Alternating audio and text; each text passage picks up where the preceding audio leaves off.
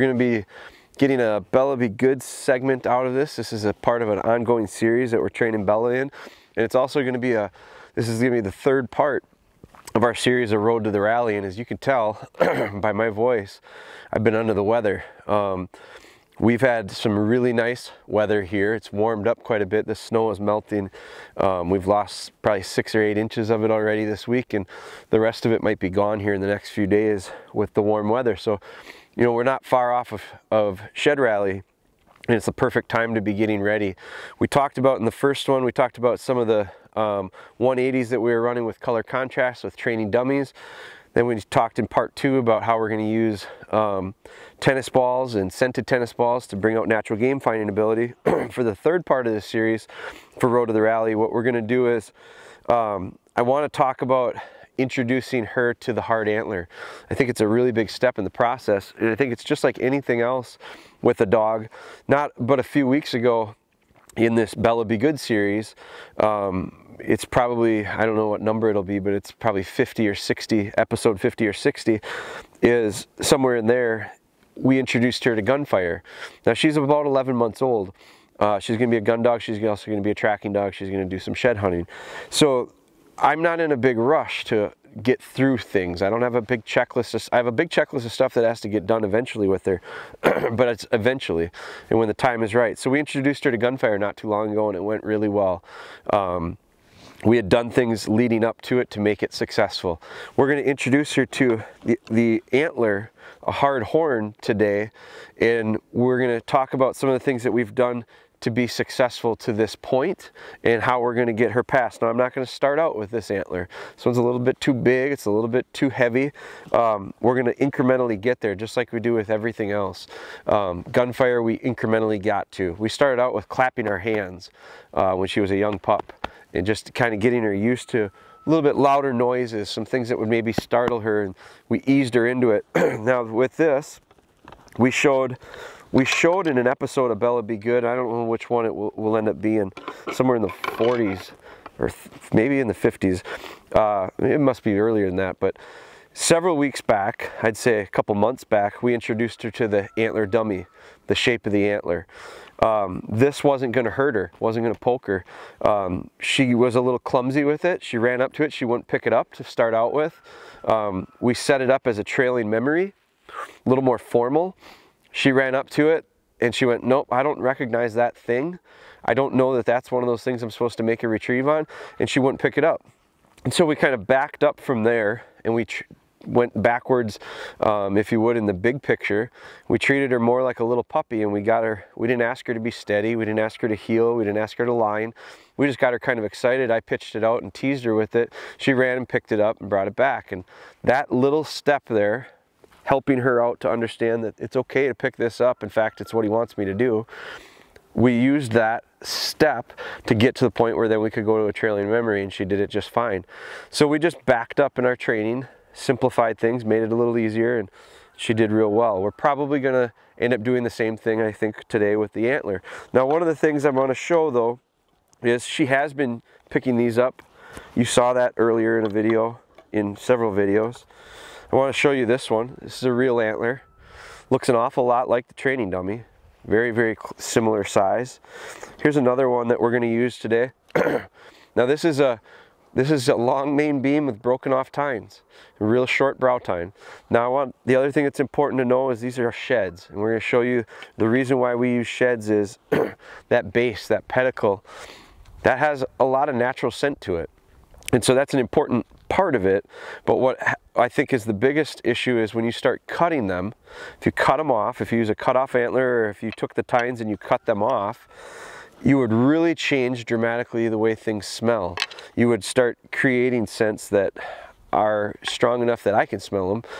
If you've ever cut an antler off, you know it smells kind of like burnt hair. So I don't want to necessarily incorporate that. I think this is a stepping stone. It feels like an antler. It's going to smell like an antler. It doesn't necessarily look like every antler, but this is an antler, and this is something that if she saw it laying there, to me it looks almost more like a jawbone.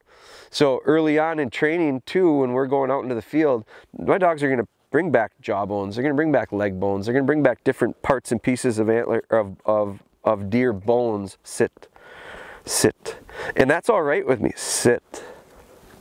That's all right with me. In fact, I encourage it because a bone is a bone, especially early on with these guys. So I don't want to discourage the idea. I certainly don't want to tell them no. I'll encourage it with a young dog. And then eventually, as they get a little bit older, I don't necessarily encourage it as strongly. And I think I've seen it with my older dogs. Eventually, they do wean themselves off of the idea of, he doesn't really get that excited about these things. It's a lot like early retrieves. With little puppies, I encourage everything to get retrieved to me that they pick up. And then if it's something I don't want them picking up, I make sure not to have it in a spot that they can get it. So we do kind of the same process. So they pick a bone up, encourage them to bring it back to you, praise them for it. Eventually you can kind of wean that praise off and they figure that out.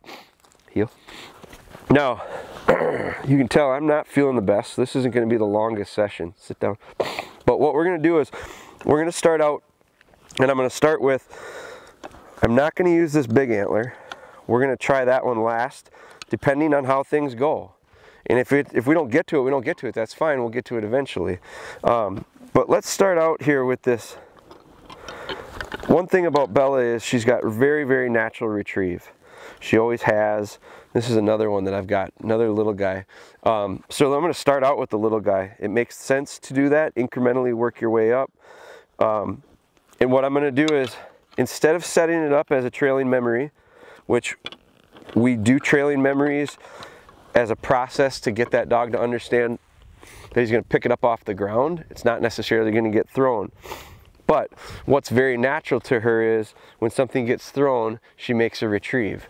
And so this is where you use drills like the trailing memories in general, to get the dog to start understanding, pick stuff up off the ground. This is not a drill for that. This is a drill. This is a session. This is a drill to try to get her to understand she got to pick up one of these hard things, and she's got to pick it up, and it's a positive thing. And our fear with it is we do not want her jabbing herself. We don't want her to poke herself. You're going to see a lot of enthusiasm with her. She's a very excitable little retriever, and she gets excited about retrieving, and that's what we want. Now what we need to do is ensure she doesn't poke herself in the middle of a retrieve and go, I don't want to do that anymore because it hurts. So let's heel.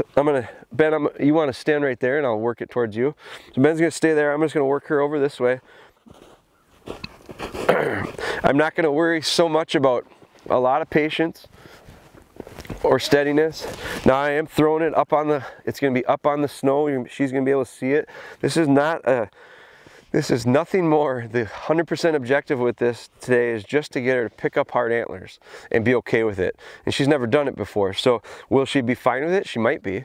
Will she have problems with it? She might. And then we got to figure that out. But we won't know until we try. Bella. So we set it up very similar. Good girl. Good dog. Right here. Hold. Hold. Right here. Hold. Very good. Now, you can see how sloppy that little delivery is. Hold. Good. Good. So I fix that.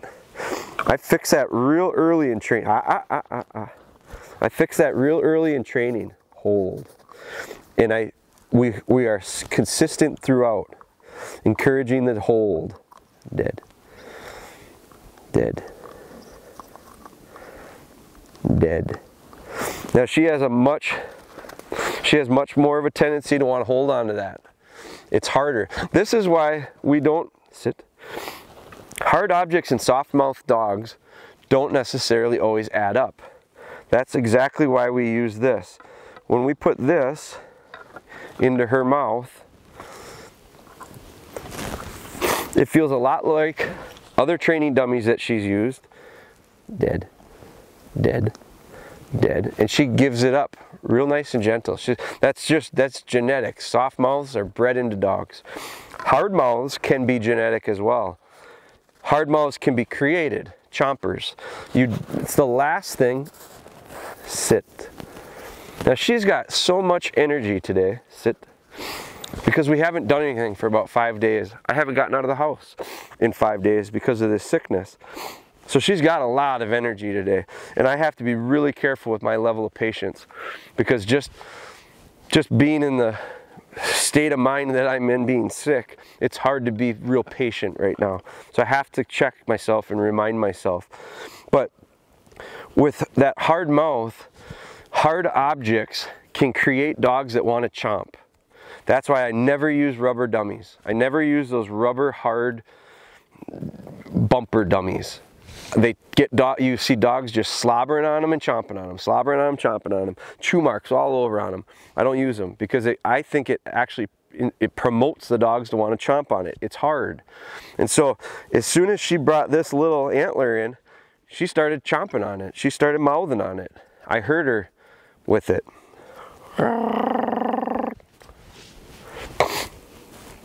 Now I am going to ask her to be a little patient because she did just fine picking that one up last time. Bella. Good girl. Hold, hold, hold. Right here. Hold. Good. Hold. There's that chomping. Hold. So I'm going to put it in her mouth and I'm going to encourage a nice hold. Hold. Good.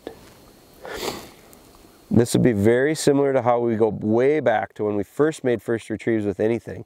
Hold. I haven't had to do this with her for months. Hold. Dead. Dead. Good. Good. Heel. Sit. Good. Sit.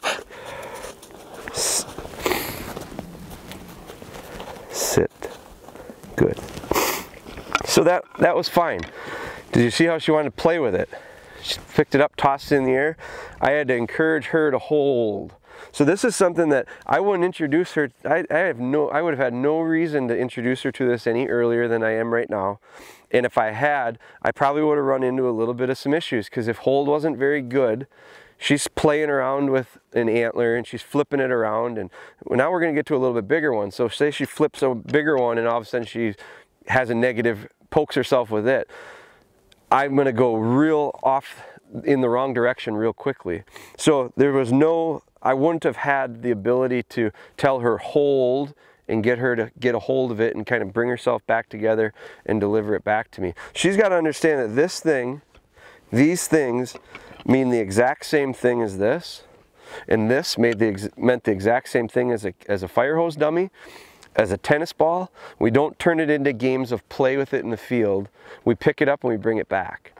And so if we allow them to form these bad habits, they become habits, and we just have to avoid. I think the biggest issue that a lot of people run into is we don't avoid problems from the start. We encourage them and we allow them to happen. And then when it happens, we go, now how do we fix it? Why don't we avoid it in the first place? It'd be a lot easier. So what we're going to do is we want to nip that idea of playing with it right from the start. But again, it's the first day of this. If she blinked at it and wouldn't pick it up at all, I'd have gone the opposite way and I'd have got her excited with it, I'd have teased her with it, I'd have rolled it, I'd have played, I'd have done anything to encourage her to just get a hold of it. And if she wanted to flip it and play with it, that's better than not touching it at all. So it all kind of depends on how they take to it. This is that one with the broken off tines. A little bit bigger. Bella. Good girl. Hold. Hold. Good. Hold. Right here. Right here. Hold. Hold. Right here. Hold. Hold. She's just got to figure out how to get a hold of it. Because right now it's slipping through. She doesn't know where to put pressure, where not to. Good. Hold. So I helped her out. I centered it. Here. Good. Hold. Hold. She's just not sure how much pressure to put on or how much not to, because it feels so funny in her mouth. I don't put hard things in this dog's mouth. Hold. Hold. Good. So I'm going to center it, then I'm going to call her about 2 or 3 feet to me, and I just want her to come calm so that it's not flopping around. Right here. Hold. Very good. Sit. Very good. Very good. Now I can encourage this hold. Good. Dead. Dead. Good. Good, heel. Now I'm going to do that again here. She's got a lot of energy today. Heel, heel. I'm going to do this again. Sit. I'm going to put it in her mouth where I want it. Balanced. Hold. Hold. And I'm going to get her to take 2 or 3 steps under control and deliver right here. Hold. Hold. Good. Very good. Good. And my hope is to get her to do it without that last little adjustment, but that's not the worst. Good. Good. Dead. Dead. And when she does it right, I got to let her know she did it right. Good. Sit.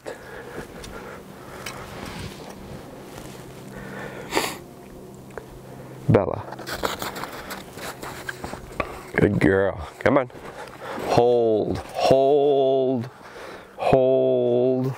Right here. Hold. Ah, ah, ah, ah. Hold. Hold. Good. There. No. Hold. No. Hold. Hold. Hold. Right here you can see a little bit of a problem developing. Hold. Hold. Good. Dead. Dead. Good. Sit. Sit. Sit. And it's in her delivery. Sit. And I'm going to be real careful too, because I've worked awful hard for about 10 months now, 9 months, to ensure that I got a good delivery with her. If you watch back on the Bella Be Good series, you'll know I preached the idea of the delivery, delivery, delivery. And that little sloppiness right there, coupled with her overexcitement, and then she dropped it a couple times, and then she didn't want to put it in her mouth, and then I had to put it back in her mouth, and all of a sudden I'm getting into this wrestling match with her to have it in her mouth. And so I don't want to go down that road with her right now. It's not a smart move to try to win this battle and overcome this issue here right now. Now what I am going to do, I'm going to go one step further though. I'm not even going to be picky about the delivery. I've decided in my head, just get it to me and get it out of her mouth. We're doing this just to show kind of the incremental steps of the hard horn, and that's it. And that's all I'm going to get out of this. And you're not going to see this is for the Whitetail Properties Shed Rally, Road to the Rally. That's a 3-part series. That's 3 out of 60 that we filmed so far, and another 60 to go before we're a year into it. So there's going to be hundreds of sessions. We're not going to accomplish miracles in 3 sessions just to show the idea of the Road to the Rally. We're using the Road to the Rally videos to give you real important big picture steps, not accomplish everything at once. So I got to keep that in mind. Now this one will be interesting because the tines are up. And so if you look at how hard she hit those last couple, she didn't have a lot of risk. This one's got a little bit of risk, and I have to be careful with that. So I'm going to see how she responds and reacts to it. And then my goal and my objective with this one is have her pick it up and bring it back to me and just get it out of her mouth, and then we're going to be good. And we're going to say, you know what? We took a nice step today. She picked up 3 different hard antlers, and we didn't go backwards. And we probably took our first steps forward. We're certainly not finished with it, but we're not going to accomplish it all in one fell sweep here. Bella, Bella. Good dog. Very nice. Right here, right here, right here. Very nice. That's the best one yet. Very nice. Very good. Dead. And a very delicate little delivery. Very good. Absolutely the one to end it on. Here, here, here. Now, I know a lot of you are probably at home going, throw the big one, throw the big one. And if I was 10 years ago, I'd throw the big one. Because I'd go, man, this is so much fun. That was the best, and she's gotten better, and now we're just going to keep going. And I'm going to look at it and go, no, in 10 years I've realized when you accomplish small steps in these sessions, take those wins, put them in your pocket, and work on it, build on it tomorrow. That was beautiful. that was an excellent little finish. She jumped on that antler. It didn't hurt her, thank God. She skipped it off. She picked it up. She brought it back. She held it perfectly. She held it very softly. And when I said dead, she opened up and I took it. And so that was just like the perfect little ending for her to go, yeah, you know, those things aren't so bad. That'll get me the retrieve just like everything else we've retrieved up to this point. And from there, we continue to build.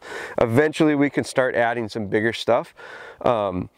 With her, it would take a while. I'm in no rush. I want to build confidence slowly. That way we don't leave holes, because when you go too fast, you leave holes, and the holes show up, and they show up at the worst time. So that's it. That's going to be how we introduce her to an antler, to that hard feel, those hard tines, all the actual real elements of putting it together from our training, from the training dummy, the scented tennis balls, and eventually the feel of the antler. But I would want to have that become somewhat of a drill that we work on. Don't sacrifice all the other stuff just to achieve the idea of picking up an antler, though. We got to figure out that this is a part of the puzzle, part of the links in the chain that need to fit in. They can't just be worked on by themselves and everything else forgotten about. So, but it is important, I think, for her to have that be ready, so that when we do, I mean, in the next week or two, this is going to be prime shed hunting as this snow comes down. Now, it's a little early, and some of our deer, I would say a good percentage of the deer still have antlers. Everyone's excited about going. There are some that are still carrying them, but it's worth going, especially as the snow comes down. Another thing I think is really important is you can see where we walk here. This is a packed down trail. This will be ice when everything on both sides of it is melted down to the grass.